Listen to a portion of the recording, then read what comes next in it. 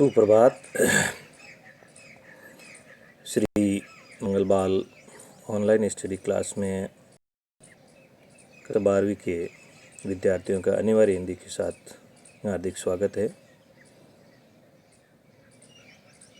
पूर्व की कक्षा में हमने पहले जो कालांश हुआ उसमें हमने प्रथम अध्याय संत वाणी में संकलित कबीरदास जी के बारे में हमने पढ़ा।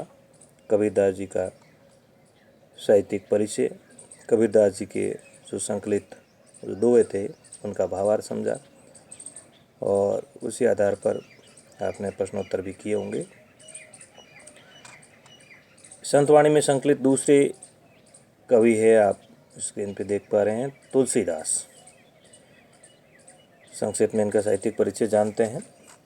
तुलसीदास विद्यार्थियों, इनका जन्म के संबंध में, जन्म स्थान के संबंध में थोड़ी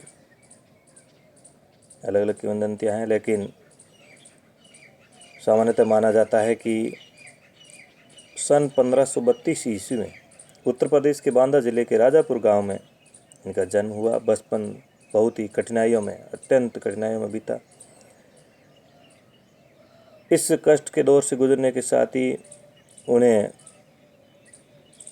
कहते हैं मुक्ति के लिए अच्छे गुरु की ज़रूरत होती है, तो इन्हें गुरु प्राप्त हुए। गुरु नरहरियानंद और कहते हैं कि जीवन के प्रारंभिक वर्षों में ये इनके भक्ति के प्रति इनका मोह नहीं था।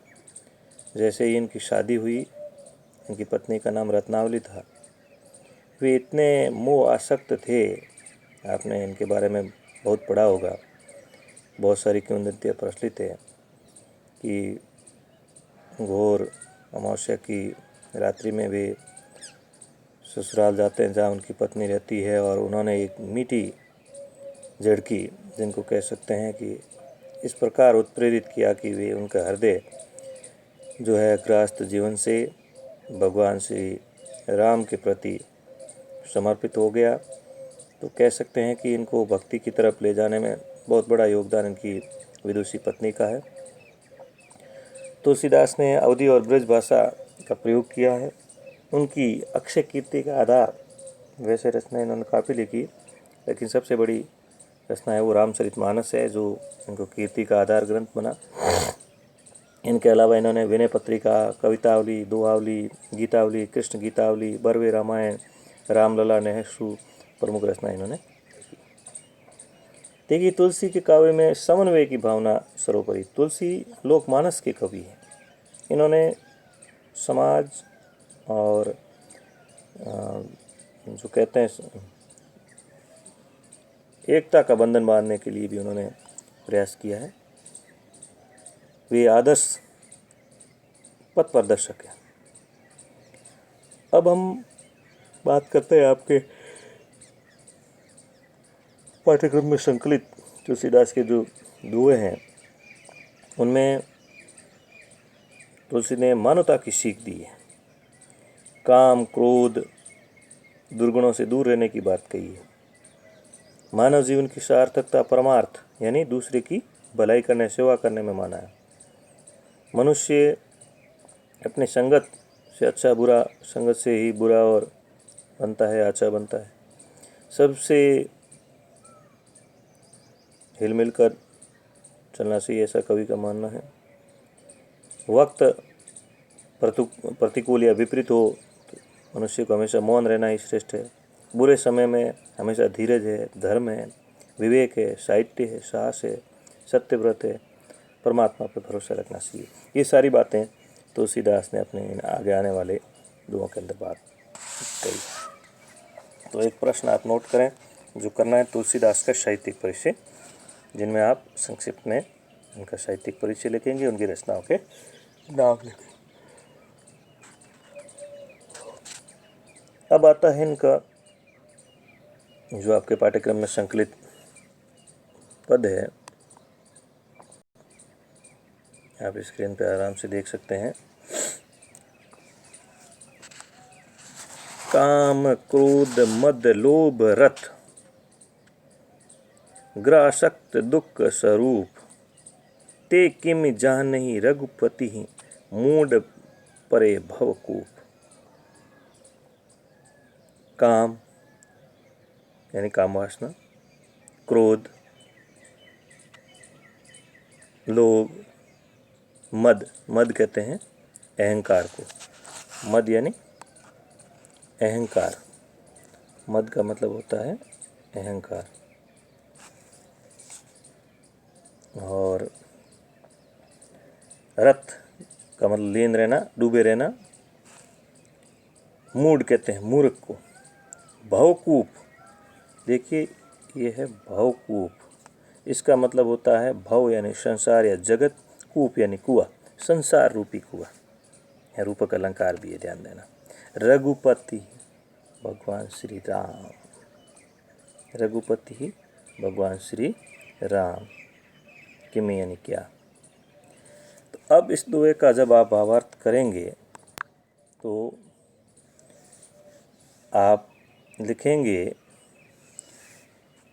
कि प्रस्तुत जो दोहा है गोस्वामी तुलसीदास द्वारा रचित, उनका जो काव्य ग्रंथ है दोहावली से लिया गया है।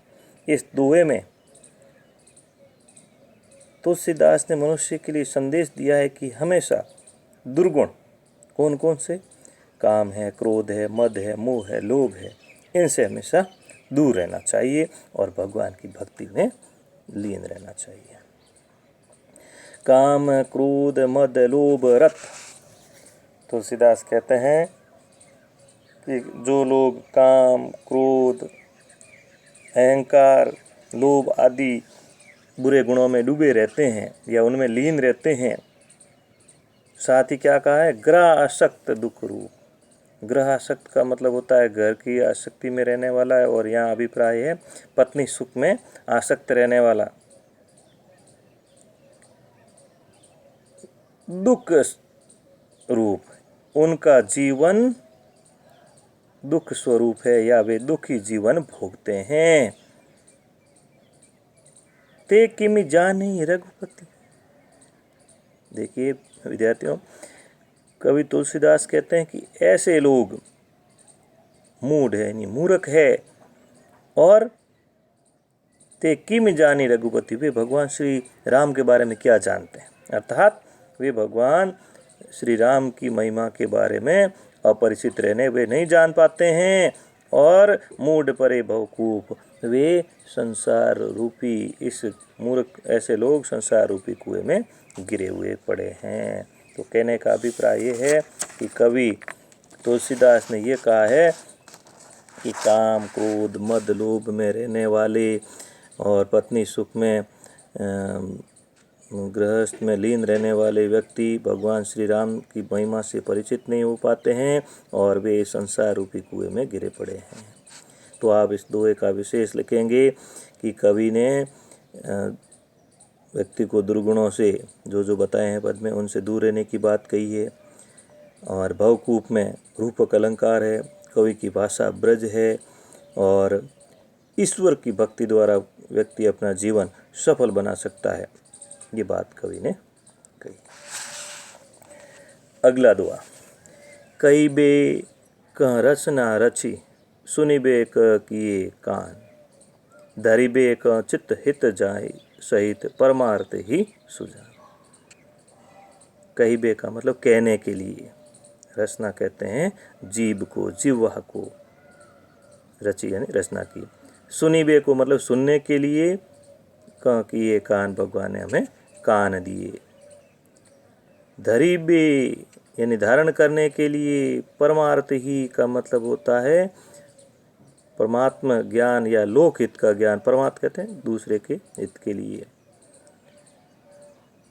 तो प्रस्तुत दोहा तुलसीदास द्वारा संकलित, जो तुलसीदास द्वारा रचित है, इस दोहे में कवि ने सबसे बड़ी बात कही है परमार्थ, अर्थात हमारा जीवन का उद्देश्य लोकहित होना चाहिए, लोकहित को हमें अपनाना चाहिए।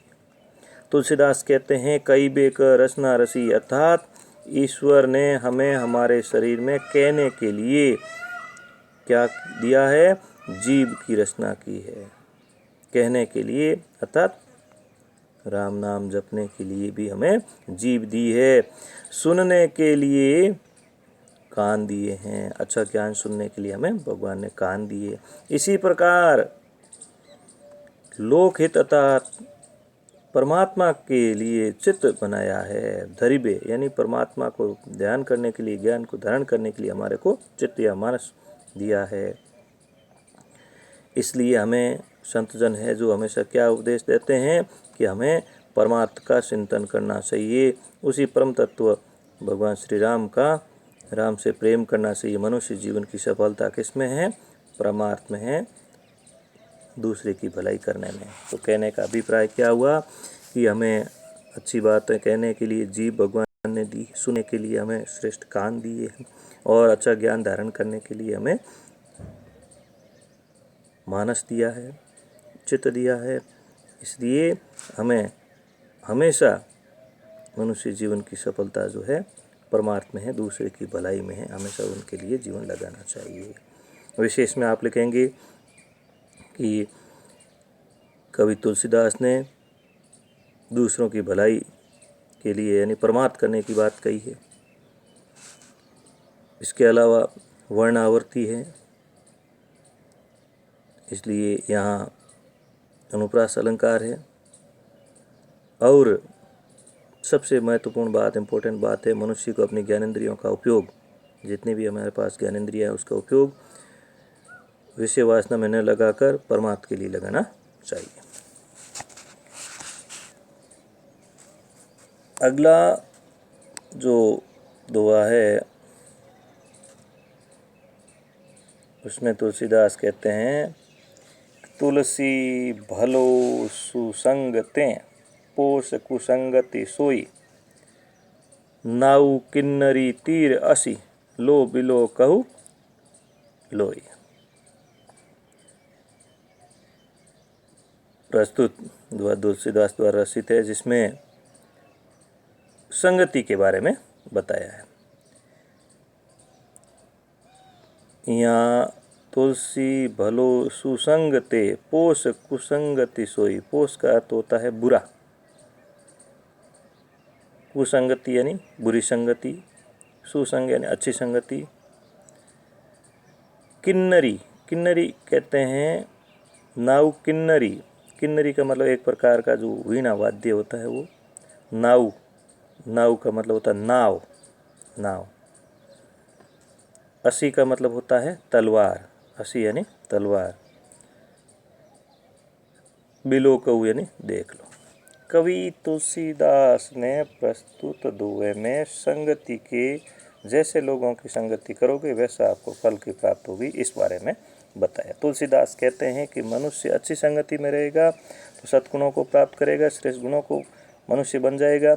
वही मनुष्य बुरी संगति में रहने पर दुष्ट या बुरा व्यक्ति बन जाता है। कैसे? जिस प्रकार लोहे का प्रयोग नाव और किन्नरी वीणा बनाने के लिए किया जाता है तो अच्छा लगता है।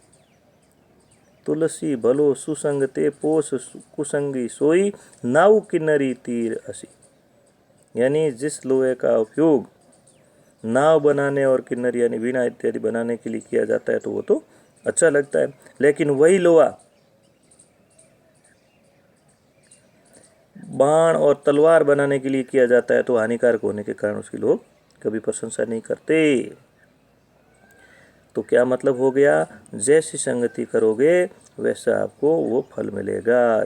तुलसी भलो सुसंगति पोष कुसंगति, यानी तुलसीदास कहते हैं सुसंगति से हमें अच्छे परिणाम प्राप्त हो गए, कुसंगति से वैसा। नाव किन्नरी तीर असी, नाव और किन्नरी वीणा बनाने के लिए लोहे का उपयोग किया जाता है तब तो वो अच्छा लगता है, और वही लोहा तीर और तलवार बनाने के लिए उपयोग किया जाता है तो उसकी कोई प्रशंसा नहीं करते। तो इसमें विशेष की बात क्या लिखोगे कि संगति के प्रभाव को वर्णन किया गया है। उसके साथ ही जब कोई बात कहकर उसके समानांतर उदाहरण दिया जाता है तो दृष्टांत अलंकार और प्रयुक्त होता है, और अनुप्रास अलंकार भी है, ब्रज भाषा का कवि ने प्रयोग किया है। एक पद हम और ले लेते हैं, अन्यथा वीडियो आपके बड़ा बन जाएगा। इसलिए हम राम कृपा तुलसी सुलभ गंग सुसंग समान, जो जल परे जो जन मिले, कीजिए आप समान। सुलभ का मतलब आसानी से प्राप्त होना, सुसंग का मतलब अच्छी संगति, आप यानी अपने। इसमें सुसंगति का प्रभाव और प्रभु भक्ति के महत्व के बारे में कवि ने बताया है। तुलसीदास कहते हैं कि प्रभु राम की कृपा से गंगा के समान सुसंगति आसानी से मिल सकती है। राम कृपा तुलसी सुलभ गंग सुसंग समान, यानी गंगा के समान सुसंगति आसानी से मिल सकती है यदि भगवान श्री राम की कृपा हो जाए। गंगा में भी जो जल मिलता है, गंगा उसे अपने समान पवित्र बना देती है। ध्यान देना, गंगा में भी जो जल होता है ना, वो उसमें जाकर अपन नहाए धोए तो वो अपने समान पवित्र बना देती है। उसी प्रकार सुसंगति में जो भी जन आता है, अच्छी संगति में जो लोग आता है, वह सद्गुणों से मंडित हो जाता है। कहने का अभिप्राय क्या हुआ? राम कृपा तुलसी सुलभ गंग सुसंग समान, गंगा के समान सुसंगत अपने आप को बना दे। जो जल परे जो जन मिले, जिस प्रकार गंगा के जल में जाके अपने आप को पवित्र बना देता है, कीजिए आप वही समान, वो अपने समान बना देता है। तो इसमें अनुप्रास और उपमा इत्यादि अलंकार तो है ही, साथ में संगति के प्रभाव को दिखाया गया। प्यारे विद्यार्थियों, ये तो था तुलसीदास का साहित्यिक परिचय और तुलसीदास के शुरुआत के 4 दोहे जो मैंने आपको भावार्थ बताए हैं। इस आधार पर प्रत्येक दोहे का आप व्याख्या भावार्थ भी लिखेंगे, तुलसीदास का साहित्यिक परिचय भी लिखेंगे। साथ ही ध्यान दें विद्यार्थियों कि बहुत कम विद्यार्थी जो है अपना होमवर्क करके फीडबैक दे रहे हैं। ये आपकी जो साजिश है ज़्यादा समय तक रहने वाली नहीं है। आपको मैंने पहले भी बता दिया है, लॉकडाउन का समय कितना लंबा चले इसकी कोई अभी बता नहीं सकता। साथ ही आप लोग सावधान हो जाइए ऑनलाइन पढ़ाई के लिए, और इससे ज़्यादा आपके लिए अच्छी सुविधा हो नहीं सकती। Thank you. जय हिंद, जय भारत।